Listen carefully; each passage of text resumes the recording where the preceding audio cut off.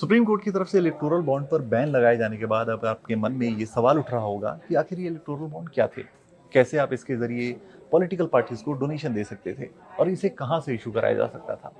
तो electoral bond को आप एक प्रॉमिसरी नोट की तरह समझिए, जिसके जरिए आप किसी पॉलिटिकल पार्टी को डोनेशन दे सकते थे। ये इलेक्टोरल बॉन्ड आप एसबीआई के चुनिंदा ब्रांचेस से 1,000, 10,000, 1 लाख, 10 लाख और 1 करोड़ के मल्टीपल में इशू करा सकते थे। इसके लिए केवाईसी कंप्लाइंट यूजर का होना बहुत जरूरी था। और ये जो बॉन्ड्स थे, पॉलिटिकल पार्टीज को इशू होने के 15 दिन के अंदर इनकैश कराने थे। यानी जो बॉन्ड इशू होने का और इनकैशमेंट का टाइम है वो 15 दिन से ज्यादा का नहीं होना चाहिए, वो गैप 15 दिन से ज्यादा का नहीं होना चाहिए। इसके अलावा पॉलिटिकल पार्टीज को इलेक्शन कमीशन ऑफ इंडिया को एक पर्टिकुलर बैंक अकाउंट ये बताना होता था, जिस पर्टिकुलर बैंक अकाउंट में वो इलेक्टोरल बॉन्ड से आए हुए पैसे को रिसीव करना चाहते थे। अब क्या पॉलिटिकल पार्टीज के लिए कुछ बंदिशें भी थी, कोई रूल्स भी थे इसको लेकर। तो 3 रूल्स एक तरह से अगर आप देखें तो इसके लिए थे।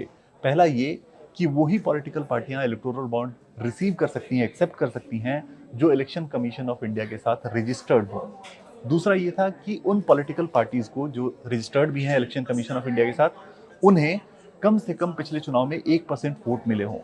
और तीसरी चीज ये कि उन्हें सालाना आधार पर ईसी को ये बताना होगा, इलेक्शन कमीशन को ये बताना होगा कि उन्हें इस पर्टिकुलर ईयर में कितना डोनेशन इलेक्टोरल बॉन्ड के थ्रू मिला।